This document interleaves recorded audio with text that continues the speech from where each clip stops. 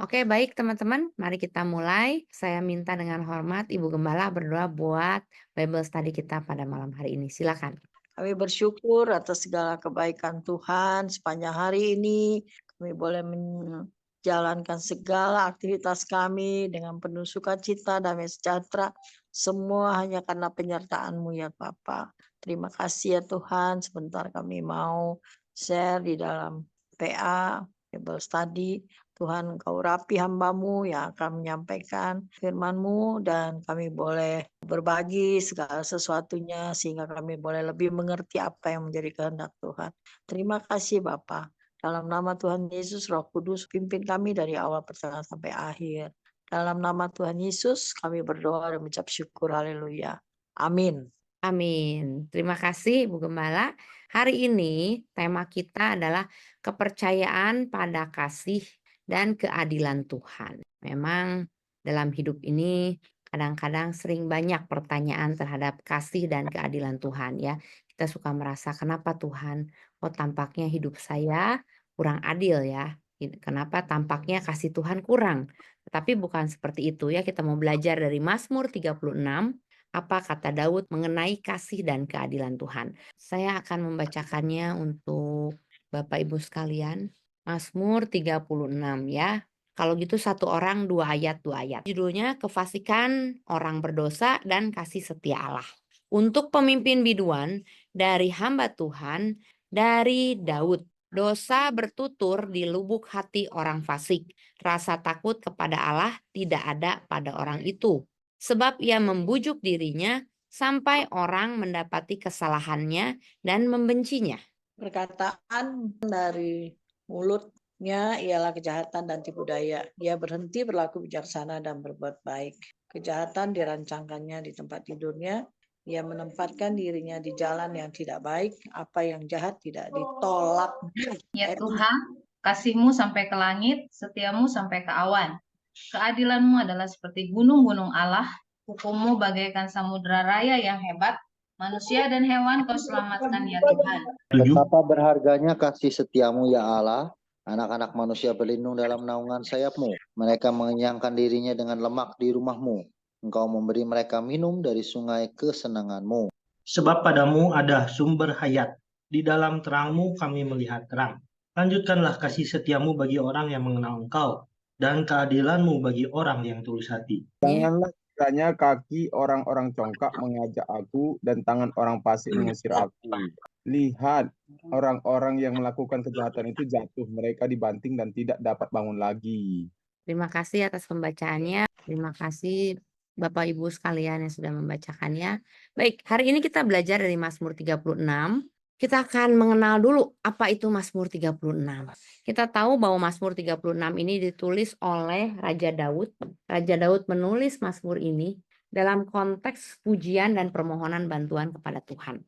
Nah, kalau kita lihat tema dalam Mazmur 36 ini dicatat bahwa kasih Tuhan yang melebihi langit, keadilan Tuhan lebih dalam dari samudera, kepercayaan pada kebaikan dan perlindungan Tuhan. Jadi 3 poin ini yang dinyanyikan oleh Raja Daud dalam Mazmur 36 ini, bagaimana Raja Daud mau menggambarkan bahwa kasih Tuhan melebihi langit, keadilan Tuhan lebih dalam dari samudera, dan kepercayaan pada kebaikan dan perlindungan Tuhan.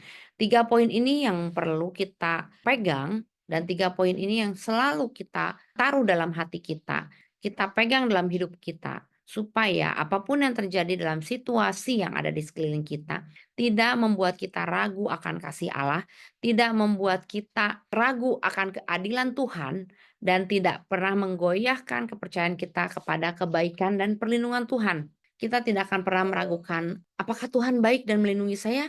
Apakah hari ini Tuhan tidak melindungi saya? Kita tidak ragu lagi seperti itu ya. Terkadang hal-hal yang terjadi kepada diri kita, mungkin terkadang dosa atau kesalahan-kesalahan kita membuat kita ragu akan kebaikan dan perlindungan Tuhan pada kita. Tetapi Mazmur 36 ini, nanti kita akan bahas lebih dalam lagi, membuat kita selalu yakin bahwa Tuhan selalu baik dan melindungi kita, orang-orang yang percaya dan orang-orang yang mengasihi Tuhan. Mazmur 36 ini adalah salah satu mazmur yang ditulis oleh Raja Daud atau King David. Dan ia menggambarkan kasih dan keadilan Tuhan dengan cara yang ekspresif dan lirikal. Kita lihat di sini ya, karena ini adalah lagu bentuknya. Maka tulisannya kita baca lebih banyak menggunakan metafor atau kiasan-kiasan. Mazmur ini kalau kita lihat terdiri dari dua bagian utama. Yang pertama membahas mengenai kejahatan manusia, bagaimana kefasikan orang-orang berdosa.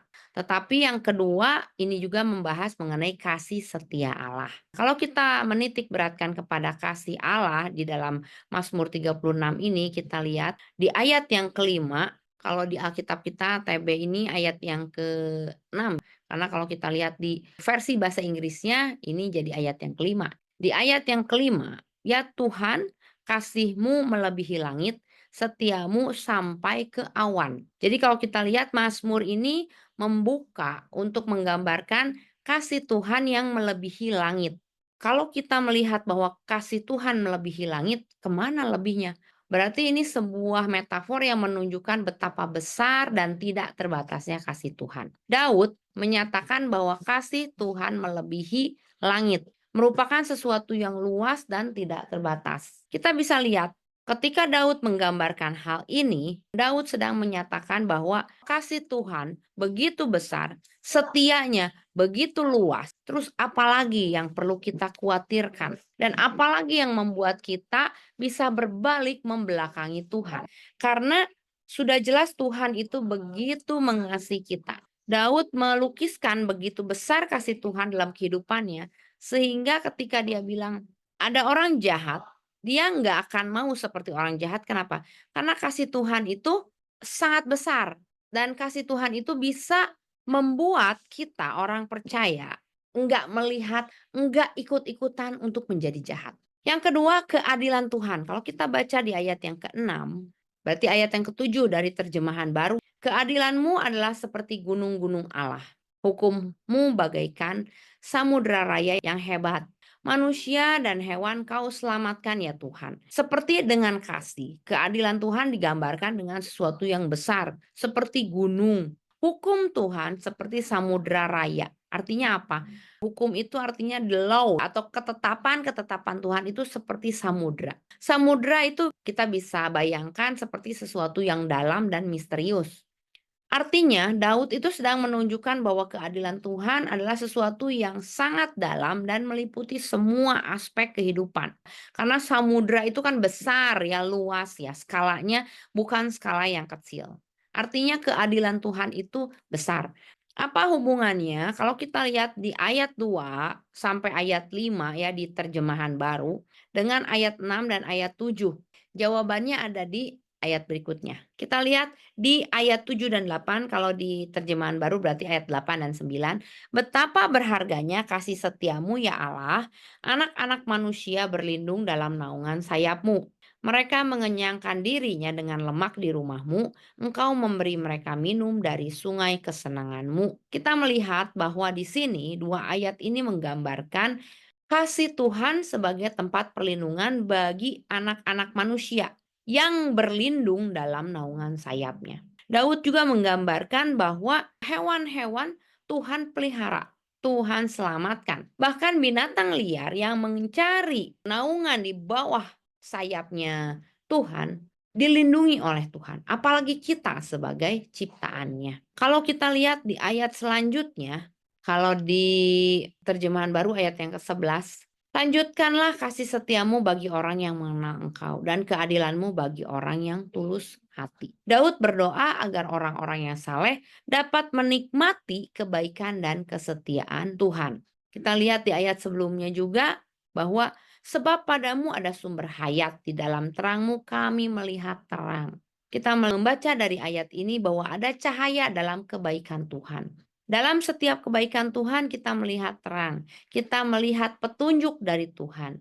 Kita melihat bahwa Tuhan akan membawa kita keluar dari setiap kegelapan yang ada di sekeliling kita. Berarti satu perikop ini dibagi oleh dua. Ayat 1 sampai ayat 5, terjemahan baru, kita melihat bahwa ayat ini menggambarkan mengenai keadaan orang fasik. atau orang-orang yang ada di sekeliling kita, di dunia ini ya, orang-orang yang tidak mengenal Tuhan, orang-orang yang tidak percaya kepada Tuhan, orang-orang yang tidak mau mengikuti hukum Tuhan. Terkadang kita melihat orang-orang ini memiliki kehidupan, memiliki situasi yang lebih baik dari kita secara mata jasmani kita. Orang-orang ini memiliki kelimpahan, memiliki kesehatan yang malah lebih baik dari kita. Ada apa ini? Kita lihat ayat 2, dosa bertutur di lubuk hati orang fasik. Rasa takut kepada Allah tidak ada pada orang itu. Daud sedang menggambarkan bagaimana kehidupan orang yang berdosa. Orang fasik artinya orang yang tidak mengenal Tuhan, atau orang yang tidak mau mengikuti hukum-hukumnya Tuhan. Apa yang dilakukan orang fasik? Dia membujuk dirinya sampai orang mendapati kesalahannya dan membencinya. Bahkan orang fasik membuat orang lain gak suka sama dia. Kenapa? Karena dia gak punya takut akan Allah. Kemudian juga di dalam mulut orang fasik selalu ada kejahatan dan tipu daya. Dia tidak berlaku bijaksana dan tidak berbuat baik. Bahkan dia merancang kejahatannya.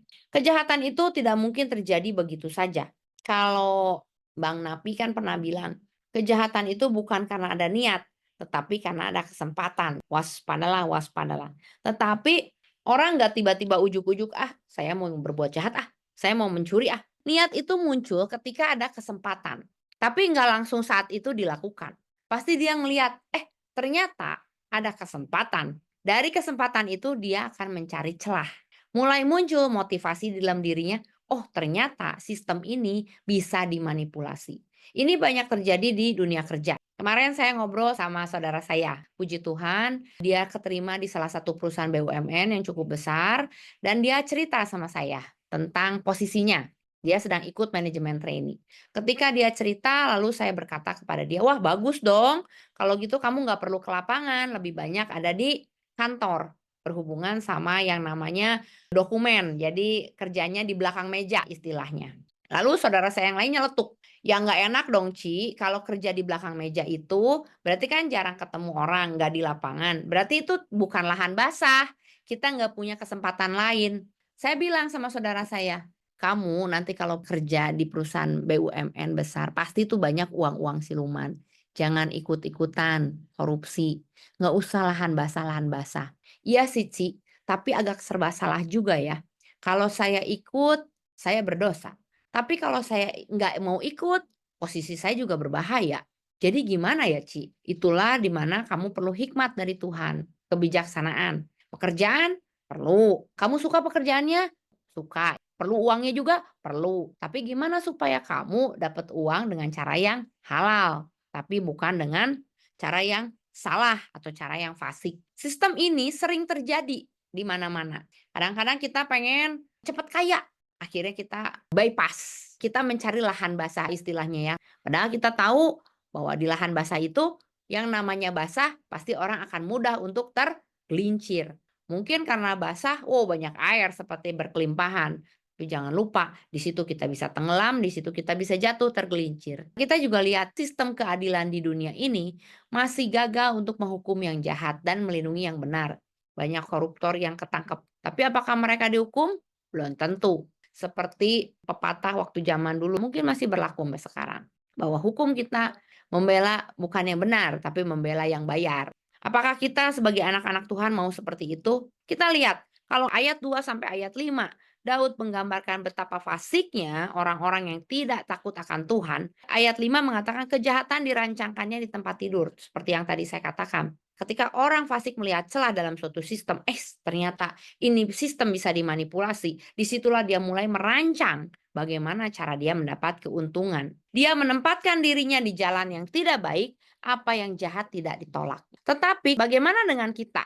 Orang-orang yang takut akan Tuhan. Ayat ini tuh seperti bertolak belakang ya. Yang tadinya menghadap ke kiri, tiba-tiba Daud membuat lirik berikutnya seperti berkata, lalu apa yang terjadi dengan saya orang yang takut Tuhan? Daud di sini menyatakan bahwa ya Tuhan, kasih-Mu sampai ke langit, setiamu sampai ke awan. Artinya apa? Tuhan adalah Allah yang penuh kasih dan setia. Tuhan adalah Allah yang maha tahu, yang mengetahui isi hati manusia dan tidak akan diperdaya oleh penampilan atau perkataan manis. Tuhan adalah Allah yang maha kuasa, yang menegakkan keadilan dan menyediakan hidup. Tuhan inilah yang menjadi sumber pengharapan bagi pemazmur dan juga bagi kita pada masa kini. Jangan pernah takut, kalau saya nggak ikutan, nanti saya bahaya. Minta hikmat dari Tuhan. Atau kalau saya nggak ikutan, ini lahan mumpung basah nih. Kalau saya nggak ambil kesempatan, saya nggak bisa kaya. Apakah kita mau jadi kaya dengan seperti itu? Apakah kita perlu punya banyak uang dengan cara yang seperti itu? Seperti ayat 2 sampai ayat 5 yang digambarkan oleh Tuhan. Apa yang kita baca? Mari kita kupas satu persatu. Ayat 1 sampai 5. Bagaimana isi hati, sikap, perkataan, perilaku, dan jalan hidup orang fasik. Kalau kita lihat ya, isi hati orang fasik itu berisi dengan dosa. Ayat 2 udah bilang, dosa bertutur. Artinya dosa selalu berbicara di lubuk hati orang fasik. Ini kan kata-kata puisi ya, atau kata-kata lagu. Artinya dosa tuh selalu menggema, selalu berbicara. Kalau orang percaya, iman timbul karena pendengaran akan firman Allah. Nah, orang fasik apa? Dosa bertutur di lubuk hatinya. Jadi dosa berbicara terus di dalam hatinya. Oh, harus begini, harus begini, harus begini. Tapi begininya itu tuh bukan mengatakan firman, tapi mengatakan bagaimana melakukan dosa. Bagaimana supaya kita bisa lebih kaya lagi, bagaimana supaya kita lebih sukses lagi. Terus yang kita katakan adalah tentang diri kita sendiri. Fokusnya hanya kepada diri kita sendiri. Kenapa? Karena dia tidak punya sikap yang takut akan Allah. Sikapnya, perkataannya penuh dengan kejahatan dan tipu daya. Ayat 4 mengatakan apa? Perkataan dari mulutnya ialah kejahatan dan tipu daya. Perilakunya apa? Tidak bijaksana. Dia berhenti berlaku bijaksana dan berbuat baik. Artinya dia sendiri yang memutuskan. Hidup ini adalah pilihan ya. Kita yang memberi keputusan. Dia memutuskan untuk berhenti berlaku bijaksana. Bagaimana caranya kita supaya bijaksana? Bijaksana hanya datang dari Tuhan. Bagaimana kita bisa mempunyai hikmat?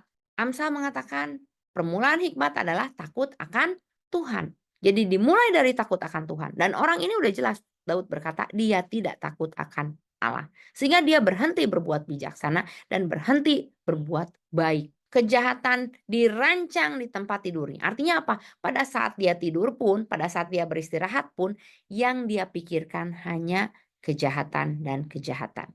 Dia sendiri yang menempatkan diri di jalan yang tidak baik dan apa yang jahat tidak ditolaknya. Itulah jalan hidup orang fasik, orang yang tidak takut akan Allah. Lalu Daud kemudian secara langsung di ayat berikutnya atau di frase berikutnya menggambarkan mengenai sifat-sifat Tuhan. Ayat yang ke-6 dan ke-7 kita baca bahwa sifat-sifat Tuhan adalah apa? Dia memiliki kasih setia yang sampai ke langit, sampai ke awan. Sifat-sifat Tuhan bagaimana? Keadilanmu seperti gunung, hukummu seperti samudra. Manusia dan hewan kau selamatkan. Jadi kita lihat bahwa kasih dan setia Tuhan itu sangat besar seperti yang tadi saya gambarkan. Keadilan dan hukum Tuhan itu sangat dalam. Skalanya itu luas, skalanya itu besar. Keadilan Tuhan dan hukum Tuhan itu tidak terbayangkan oleh kita. Itulah sifat-sifat Tuhan. Tuhan kasih, Tuhan setia, Tuhan adil. Tuhan itu penyelamat, bukan cuma pada manusia, tetapi kepada hewan. Artinya, terus hewan jadi diselamatkan. Kata-kata ini manusia dan hewan kau selamatkan itu sebenarnya seperti majas hiperbola. Tuhan itu sangat kasih, semua Tuhan selamatkan. Itu seperti menggambarkan betapa kasihnya Tuhan. Lalu yang nomor 3, apa saja yang diterima dan dialami oleh orang yang berlindung dalam Tuhan. Nah, kita lihat di sini. Daud menggambarkan betapa berharganya kasih setiamu ya Allah. Anak-anak manusia berlindung dalam naungan sayapmu. Mereka mengenyangkan dirinya dengan lemak di rumahmu.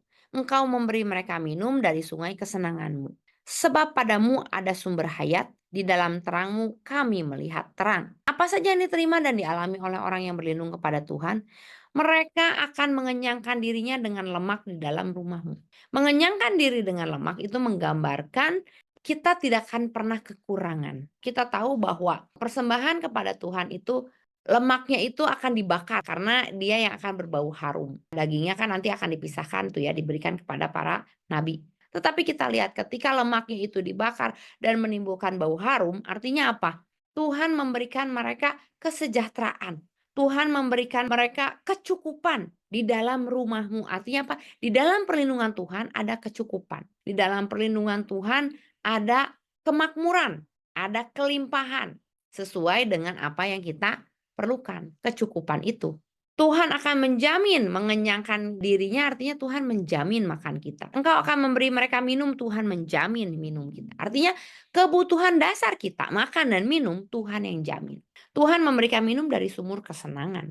Artinya apa? Sumur yang penuh kelimpahan dan kita tidak akan pernah kehausan. Sebab padamu ada sumber hayat. Kalau kita ngomong soal hayat, kita ngomong soal hidup sampai akhir hayat. Artinya sampai akhir hidup. Artinya Tuhan adalah sumber hidup. Tuhan adalah sumber terang kita. Di dalam terang Tuhan kita melihat terang. Jadi apa yang diterima dan dialami oleh orang yang berlindung, kita akan merasa kenyang. Kita tidak akan pernah merasa haus. Kita punya kehidupan dan kita bisa melihat terang. Inilah yang dibutuhkan oleh orang-orang hidup. Orang normal pasti dia memerlukan makanan minum. Kemudian juga dia memerlukan kehidupan. Hidup bisa bergerak, bisa bertumbuh. Yang disebut hidup itu adalah dia bisa bergerak dan dia bisa bertumbuh. Bergerak dari depan ke belakang, bertumbuh dari atas ke bawah. Pada terangmu kita melihat terang. Orang-orang normal, orang-orang yang hidup, orang-orang yang bertumbuh, dia memerlukan terang. Seperti tumbuhan memerlukan sinar matahari, kita juga sebagai orang yang bertumbuh kita memerlukan terang. Ketika kita berjalan supaya kita nggak nabrak, kita perlu terang. Ketika kita mau tumbuh, kita juga perlu sinar matahari. Bahkan kita tahu bahwa tubuh kita, kalau misalnya kita sakit ya, seperti kemarin waktu COVID, apa yang disuggest oleh para dokter dan semuanya adalah apa? Berjemur di bawah matahari. Berarti artinya apa? Di bawah terang matahari, sinar matahari, di bawah sinar ultraviolet ada kesembuhan di situ. Ada sumber hidup. Nah, kalau kita lanjutkan, apa isi permintaan pemazmur kepada Tuhan? 1-5 tadi tentang orang fasik, 6-7 sifat-sifat Tuhan, dan 8-10 menggambarkan apa nih yang kita dapat ketika kita hidup di dalam Tuhan. Lalu pemazmur minta apa ayat 11 dan 12? Lanjutkanlah kasih setiamu bagi orang yang mengenal Engkau dan keadilanmu bagi orang yang tulus hati. Janganlah kiranya kaki orang-orang congkak menginjak aku dan tangan orang fasik mengusir aku. Raja Daud menggambarkan bahwa orang-orang yang mengenal Tuhan itu ada di dalam naungan kasih setia Tuhan dan keadilan Tuhan berlaku kepada orang-orang yang tulus hati. Permintaan Raja Daud adalah supaya setiap orang yang takut akan Tuhan, setiap orang yang mengenal Tuhan, terus bisa merasakan kasih setia dan keadilan Tuhan. Dan ketika orang-orang ini bisa merasakan kasih setia dan keadilan Tuhan, Raja Daud bilang apa? Jangan kiranya kaki orang-orang congkak menginjak aku. Artinya apa? Jangan biarkan orang-orang itu, orang-orang fasik itu berdiri di atas kita. Jangan biarkan orang-orang fasik itu menginjak-injak kita. Artinya walaupun mereka seperti tampaknya sukses, seperti tampaknya maju, seperti tampaknya bahagia, tetapi pada akhirnya ending dari kehidupannya mereka nggak akan kemana-mana. Mereka bahkan akan binasa. Ayat 13 bilang apa? Lihat orang-orang yang melakukan kejahatan itu apa? Jatuh. Mereka dibanting dan tidak bangun lagi. Kalau kita baca dalam versi Amplify-nya, there those who are preserved and. Kan kalau di yang terjemahan baru itu orang-orang yang melakukan kejahatan. Tetapi ini enggak. Amplify mengatakan apa? Semua orang yang terus-menerus are preserved. Yang terus-menerus atau tetap secara konsisten melakukan kejahatan pasti jatuh. They have been thrust down and cannot rise. Sekali jatuh dan mereka nggak bisa bangkit lagi. Apa yang akan terjadi dengan orang-orang yang melakukan kejahatan? Kalau saya melakukan kejahatan sekali, 2 kali, terus gimana nasib saya? Tuhan berkata apa? Datanglah kepadaku, aku akan memberikan pengampunan. Ketika kita datang kepada Tuhan, dosa kita yang merah seperti darah akan putih seperti bulu domba. Seperti kirmisi akan putih seperti salju. Artinya apa? Kalau kita datang kepada Tuhan, minta ampun kepada Tuhan, Tuhan akan mengampuni kita. Tetapi yang Tuhan katakan di sini adalah, di Amplify ya, jelas dia mengatakan, tetapi bagi orang yang terus-menerus melakukan dosa. Sampai di satu titik orang tersebut sudah tidak bisa bertobat kembali. Karena ada di satu titik, akhirnya dosa itu udah menjadi habit, udah menjadi bagian, udah menjadi karakter dia, dan tidak bisa dihapus lagi. Sehingga dia sendiri yang memutuskan untuk tidak mau kembali kepada Tuhan. Mereka sendiri yang memutuskan untuk tidak mau minta ampun. Dan mereka sendiri yang tidak mau berbalik kepada Tuhan. Apa yang terjadi? They have been thrust down and cannot rise. Mereka udah nggak bisa bangkit lagi. Apa pesan yang Allah sampaikan? Apa saja yang membedakan orang fasik dengan orang benar? Kamelda, apa nih yang kira-kira Kamelda dapat dari Mazmur 36 dan dari yang saya sampaikan? Atau mungkin ada tambahan dari yang belum saya sampaikan yang Kamelda rasakan sendiri yang bisa membedakan orang fasik dengan orang benar? Silakan Kamelda. Salah satu aja, Ci. Iya, Orang betul. fasik tidak ada rasa takut kepada Allah. Oke. Ya, jadi mungkin kayak misal hati nuraninya tuh kayak tumpul gitu, Ci. Betul. Kalau buat saya kayak udah biasa. Kalau orang yang benar pasti dia merasa hati nuraninya pasti kayak menegur gitu. Jadi mengingatkan gitu. Mengingatkan. Memberi Jadi warning ya. ketika dia mau berbuat dosa atau memang udah terlanjur gitu, dia pasti nggak tenang, pasti akan merasa bersalah dan akan ya berbalik gitu sih orang yang benar. Ya, oke. Apalagi Kamel? Perkataan dari mulutnya ialah kejahatan, suka bohong berarti ya, suka nipu, suka bohong, suka kalau kita bilang mah mulutnya pahit gitu. Jadi setiap apa yang dikatakannya itu bikin orang nggak nyaman atau mungkin bikin orang nggak damai karena memang hatinya ya pahit gitu, Ci. Ya, betul ya. Apa yang keluar dari mulut itu terpancar dari hati ya. Tuh. Oke, baik. Terima kasih Kamel. Kemudian, apa perbedaan antara keadilan Tuhan dan keadilan manusia? Koyupi. Kalau keadilan manusia berarti kan satu sifatnya subjektif. Yang kedua berdasarkan sukanya setiap orang. Artinya berbeda-beda pasti. Si A, si B, si C pasti punya rasa adil yang berbeda-beda. Nah, kalau keadilan Tuhan karena Tuhan adalah sumber segalanya termasuk hukum, ya berarti akan lebih objektif dan ada dasarnya itu. Oke, apalagi Koyupi? Udah itu aja? Sudah. Oke. Kalau saya sih boleh nambahin satu ya, apa perbedaan keadilan Tuhan dan keadilan manusia? Tadi saya pikir-pikir ya. Terkadang keadilan kita dan keadilan Tuhan itu dibedakan oleh mata, oleh pengetahuan. Kadang-kadang pengetahuan kita tidak komplit, pengetahuan kita tidak lengkap, sehingga kita dengan mudah menghakimi orang. Mata kita tidak memandang jauh, mata kita hanya bisa memandang apa yang ada di depan kita. Sehingga membuat kita mudah menghakimi orang. Kita memframing hidup seseorang itu hanya dengan apa yang terjadi 5 menit di depan mata kita. Kita membuat kesimpulan bahwa orang ini jahat atau orang ini baik hanya dengan 10 menit apa yang kita tahu. Atau hanya dengan setahun atau 2 tahun kita mengenal dia. Tetapi Tuhan memandang dari awal sampai akhir. Dia tahu dari orang itu dikandung sampai hari ini. Bahkan dia tahu apa yang akan terjadi berikutnya. Kenapa kadang-kadang kita suka merasa Tuhan kok orang itu sepertinya jahat ya, tapi kenapa Tuhan mengampuni ya? Seperti contohnya wanita yang mau dirajam oleh orang Farisi. Kalau kita dalam kacamata manusia ya, keadilan manusia, si orang Farisi ini tepat kan? Ya dong, dia kan ahli agama, dia tahu apa yang benar, dia tidak melakukan dosa. Dan si wanita yang kedapatan berbuat zina ini kan jahat di mata manusia kan. Tetapi kenapa orang Farisi yang disepet sama Tuhan? Kenapa orang Farisi yang dikecam dibilang bahwa oh kamu seperti kuburan, seperti ular beludak. Sedangkan ketika ngomong sama si wanita yang kedapatan berzina ini Tuhan hanya berkata, pergilah dan jangan berbuat dosa lagi. Dosamu sudah diampuni. Kenapa? Karena Tuhan bisa memandang apa yang ada di dalam hati, apa yang terjadi sebelumnya sampai yang akan datang, atau enggak cuma setahun 2 tahun pengenalan Tuhan akan orang itu, tetapi Tuhan mengenal orang itu dari janin sampai dia lahir. Dia tahu, Tuhan tahu semua latar belakang orang itu sehingga apa yang menjadi motivasi orang tersebut. Itulah menurut saya perbedaan keadilan Tuhan dan keadilan manusia. Seperti yang tadi Koyupi bilang juga, keadilan manusia itu lebih bersifat subjektif, dipengaruhi oleh like dislike. Kadang-kadang ketika kita suka sama orang itu atau orang itu teman kita, maka kita akan mengatakan kepada dia, ya apa-apalah. Dia berbuat seperti itu ya karena ada alasannya. Kita mentoleransi. Tetapi ketika kita nggak kenal atau kita nggak suka sama orang itu, even kebaikan yang dia lakukan juga, tahu lah pasti dia bikin kayak gitu, ada udang di balik batu. Tadi siang saya baru bercerita sama mama saya di mobil ya sambil jemput anak saya. Mama saya bilang, kenapa ya orang tuh bisa gitu?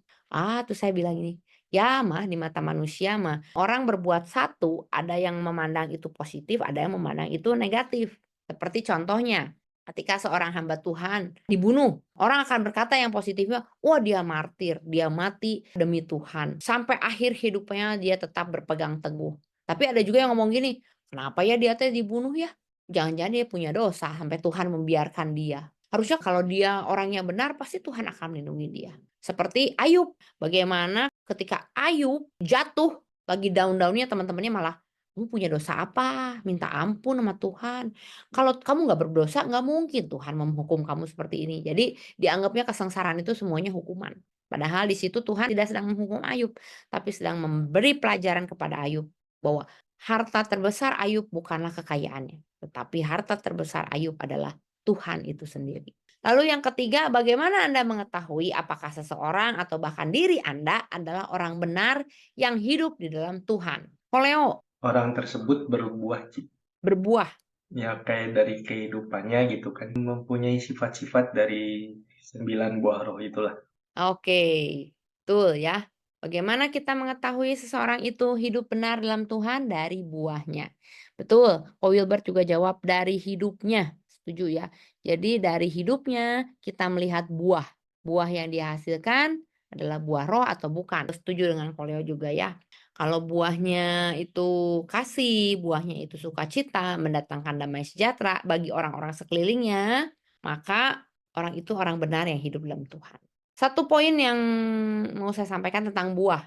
Teman-teman, buah itu tidak pernah dimakan oleh pohonnya sendiri ya. Buah itu dimakan oleh orang lain. Jadi siapa yang akan merasakan buah roh kita? Bukan diri kita. Bukan kita yang, oh sukacita berarti saya penuh dengan Roh Kudus. Bukan. Orang lain yang memakan sukacita itu dari kita. Jadi ketika orang lain merasakan ada sukacita ketika bersama kita, ketika orang lain merasakan damai sejahtera dari perkataan kita, orang lain mendapat kebaikan dari kita, orang lain merasakan kemurahan hati kita, orang lain merasakan kelemah lembutan kita, disitulah kita disebut berbuah. Jadi bukan kita yang menilai diri kita sendiri ya, tidak ada pohon mangga tidak pernah menilai dirinya sendiri. "Oi, saya pohon mangga loh." Bukan. Yang menilai bahwa dia adalah sebuah pohon mangga adalah orang yang menikmati buah. Saya ingat kemarin waktu Tante Mawar khotbah, saya baca-baca lagi. Kan di situ benih yang ditabur dia akan menghasilkan 30, 60, dan 100 kali lipat.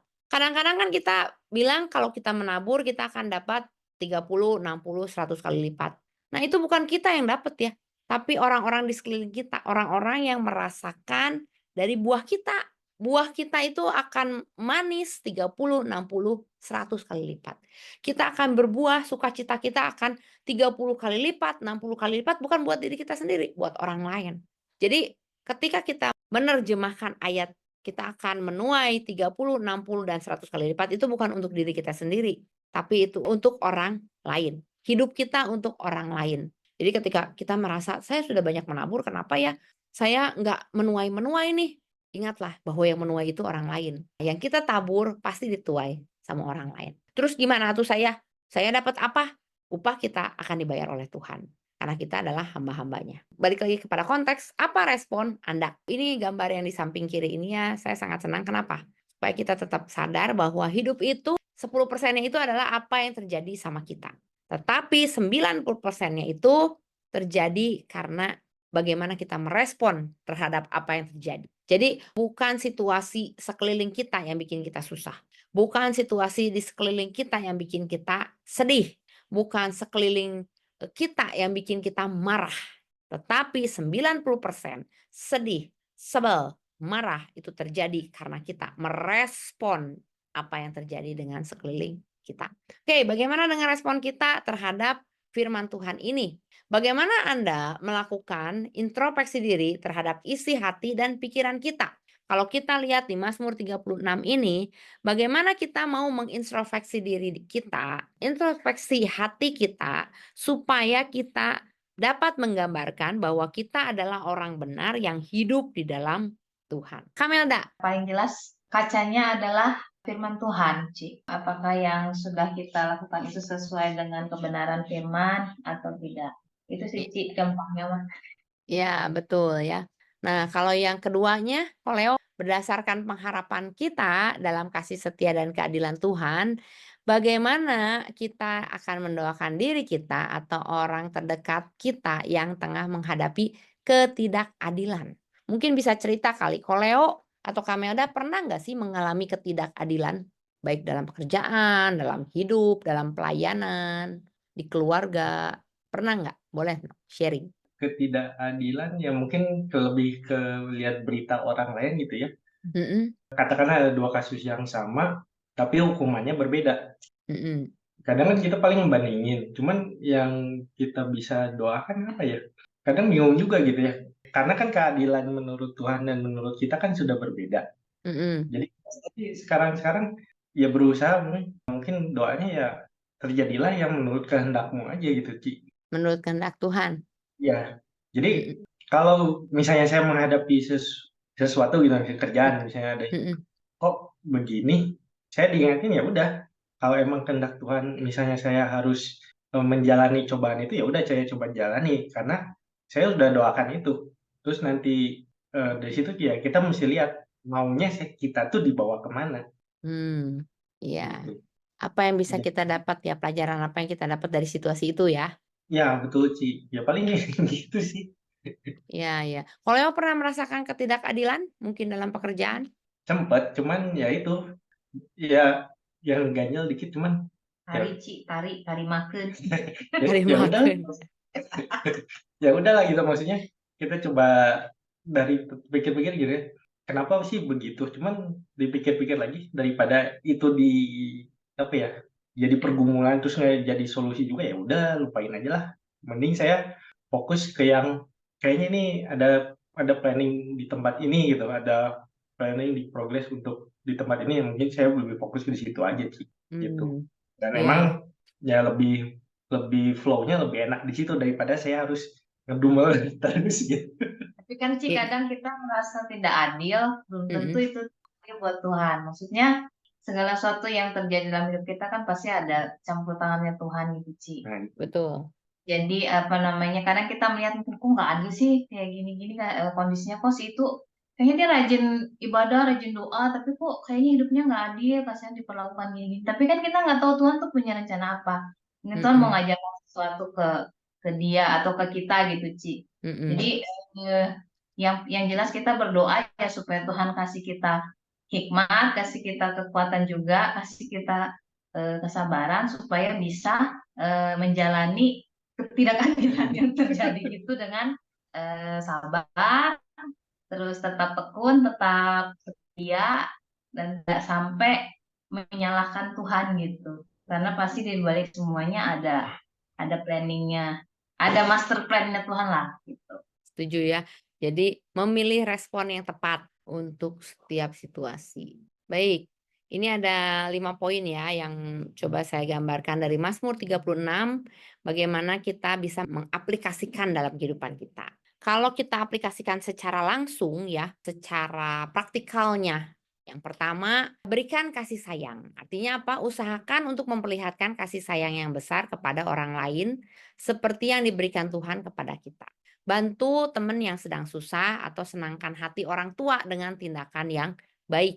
Jadi ketika kita sadar bahwa Tuhan sudah mengasihi saya, kasih setia Tuhan itu besar, tidak terbatas, maka gimana caranya supaya kita bisa membuat orang lain juga merasakan kasih setia yang besar itu lewat kasih kita. Bagaimana caranya? Tentu saja yang paling simpel kita bantu teman kita yang lagi susah. Atau yang paling gampang adalah orang yang paling dekat dengan kita adalah siapa? Orang tua kita. Siapa orang tua kita? Orang yang pasti ada bersama-sama dengan kita di rumah. Either itu mama kita, papa kita, atau keluarga kita ya, adik, kakak. Senangkan hati mereka dengan tindakan yang baik. Semua orang senang diperlakukan dengan baik. Nggak ada yang nggak senang diperlakukan dengan baik. Semua orang senang diberikan senyuman. Semua orang senang ditegur. Semua orang senang dikatakan, saya sayang sama kamu.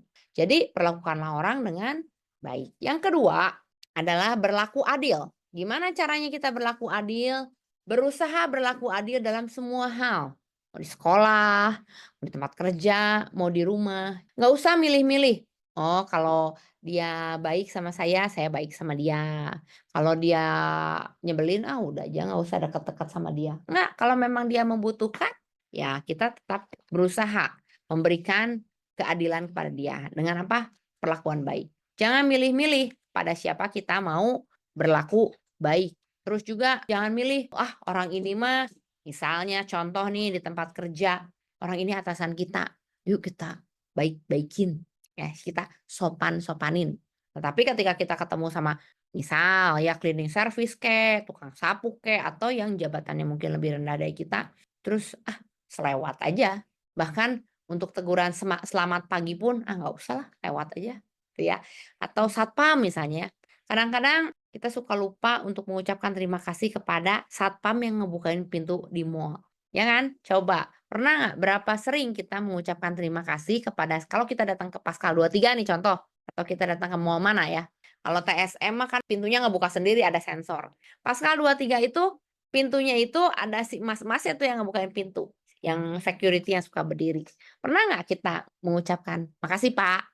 Atau enggak ketika pintunya udah ngebuka tuh si bapaknya ada di situ lagi berdiri. Pernah nggak kita ngomong, selamat pagi Pak, selamat siang Pak? Kadang-kadang kan kita lembos ya dan kita merasa bahwa dia ada memang tugasnya jaga. Berlaku adil, jangan pilih-pilih untuk berbuat baik. Siapapun itu.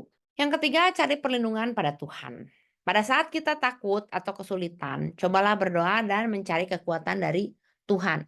Ingat bahwa Tuhan selalu ada untuk melindungi kita. Daud menggambarkan begitu besarnya kasih setia Tuhan, begitu besarnya keadilan Tuhan.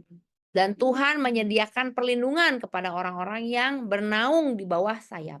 Artinya apa? Kalau kita orang yang percaya kepada Tuhan, jangan cari perlindungan dari manusia.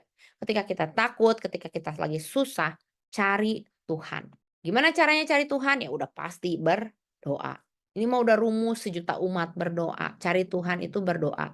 Ketika kita berdoa, kita ngobrol sama Tuhan, kita yang ngomong. Tapi ketika kita membaca firman, Tuhan yang ngomong sama kita. Artinya berdoa dan baca Alkitab itu nggak bisa dipisahkan. Itu satu paket yang harus selalu kita kerjakan. Mencari kekuatan dari Tuhan, gimana caranya? Gimana cara cari kekuatannya, Ci? Cara cari kekuatan dari Tuhan, baca firman Tuhan. Selalu yakin, selalu ingat bahwa Tuhan selalu ada untuk melindungi kita. Tuhan nggak pernah kemana-mana. Yang suka kemana-mana itu kita. Bapak nggak pernah kemana-mana. Rumahnya selalu di situ. Yang selalu menjadi anak yang hilang itu siapa? Kita. Dan Tuhan selalu menanti kita kembali ke rumah Bapak. Yang keempat, percayalah pada Tuhan. Terus percayalah bahwa Tuhan menjaga dan melindungi kita. Kadang-kadang kita merasa dosa kita membuat Tuhan enggak melindungi kita. Dosa kita membuat Tuhan tidak menjaga kita sehingga akhirnya kita dapat susah, kita dapat masalah, kita dapat bencana. Enggak. Tuhan mengizinkan segala sesuatu itu terjadi supaya kita belajar seperti yang tadi Koleo bilang. Pasti ada yang mau Tuhan omongkan kepada kita. Ada yang mau Tuhan kasih tahu kepada kita. Tapi percayalah bahwa setiap situasi Tuhan ada menjaga kita dan melindungi kita. Bahkan ketika kita masuk ke dalam lembah kekelaman, seperti Daud bilang apa? Gadamu dan tongkatmu itulah yang menghibur aku. Artinya di dalam lembah kekelaman, di dalam bayang-bayang maut, di dalam kegelapan, tetap percaya bahwa Tuhan ada di sebelah kita. Ketika kita nggak bisa melihat apa-apa lagi, tetap yakin bahwa Tuhan ada di sebelah kita. Walaupun kita tidak melihatnya, tapi percayalah Tuhan selalu bekerja untuk kebaikan kita. Yang terakhir, yang kelima, dapatkan kekuatan dan penghiburan. Baca Mazmur 36 ketika kita sedang sedih atau kesepian. Mazmur ini akan mengingatkan kepada kita bahwa orang fasik boleh berlaku apapun. Tapi kita nggak perlu ikut-ikutan kayak orang fasik. Kita punya bagian sendiri. Yaitu apa? Sebagai orang yang takut akan Tuhan, orang yang percaya kepada Tuhan, kasih setia Tuhan, keadilan Tuhan menyertai kita. Jadi ketika kita sedang sedih, kita sedang merasa kesepian, paling susah kalau kita merasa sedih dan kesepian. Udah sedih, kesepian lagi ya. Sendiri, nggak ada siapa-siapa. Akhirnya sampai di satu momen kita tahu bahwa yang saya punya cuman Tuhan. Ketika kita merasa, saya udah nggak bisa minta tolong lagi sama manusia, saya nggak tahu lagi harus kemana, saya nggak tahu lagi harus ngapain. Ingat, kita punya Tuhan. Mazmur ini akan mengingatkan kepada kita bahwa kita punya kekuatan dan penghiburan di dalam Tuhan. Ingat bahwa Tuhan selalu memberikan perlindungan kepada kita. Ayat yang ke-8, Tuhan berkata apa? Betapa berharganya kasih setiamu ya Allah, anak-anak manusia berlindung dalam naungan sayap. Ingat, Tuhan adalah sumber perlindungan. Tuhan akan mengenyangkan kita dengan lemak di rumahnya. Tuhan akan memberi kita minum. Tuhan adalah sumber hayat kita. Di dalam terangnya Tuhan, kita melihat terang. Artinya apa? Kita melihat jalan keluar untuk setiap masalah kita di dalam Tuhan. Dan Tuhan akan melanjutkan kasih setia Tuhan untuk orang-orang yang mengenal Tuhan.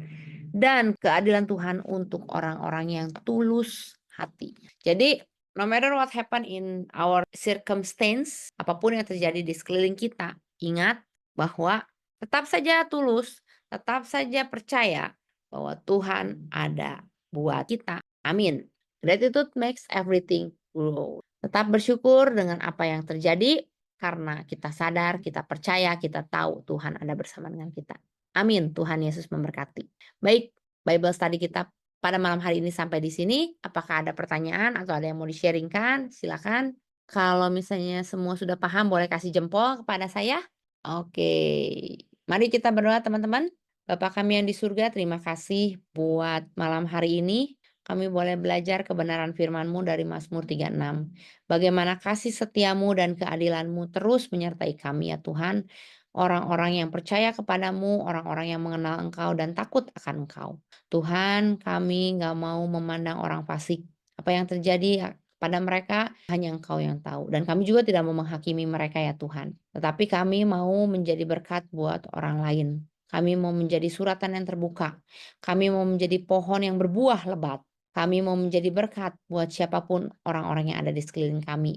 Biarlah Tuhan melalui Mazmur 36 ini kami kembali diingatkan untuk kasih setia dan keadilan-Mu. Kami diingatkan untuk Engkau yang selalu ada bagi kami. Engkau yang selalu menyertai kami. Membimbing kami, berjalan bersama kami. Walau kami ada di atas gunung, walau kami ada di dalam lembah kekelaman, walaupun apa yang terjadi dalam situasi kami, baik dalam susah maupun senang, Engkau ada bersama kami. Dalam suka maupun duka, Engkau ada bersama kami. Ajar kami ya Tuhan untuk selalu ingat bahwa Engkau tidak pernah meninggalkan kami. Dan ajar kami juga Tuhan untuk selalu ingat, untuk tidak pernah meninggalkan Engkau ya Tuhan. Terima kasih Yesus, terima kasih. Terima kasih untuk firman-Mu malam hari ini. Terima kasih untuk Bible study pada malam hari ini.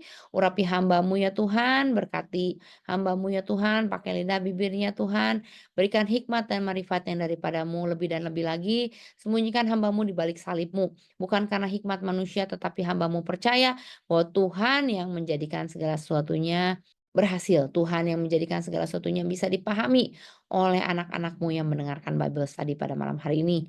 Berkati Melda, berkati Leo, berkati Yupi, berkati Wilbert, berkati juga Om Yosua yang lagi di jalan. Berkati juga Ibu Gembala kami ya Tuhan. Kami percaya Tuhan bahwa Engkau yang selalu menyertai kehidupan kami. Begitu juga dengan jemaat kami yang lain, Engkau yang memberkati ya Tuhan. Dan kami percaya bahwa penyertaan-Mu, kasih setiamu dan keadilan-Mu terus menyertai kami. Hanya di dalam nama Yesus Kristus kami berdoa dan mengucap syukur. Haleluya. Amin.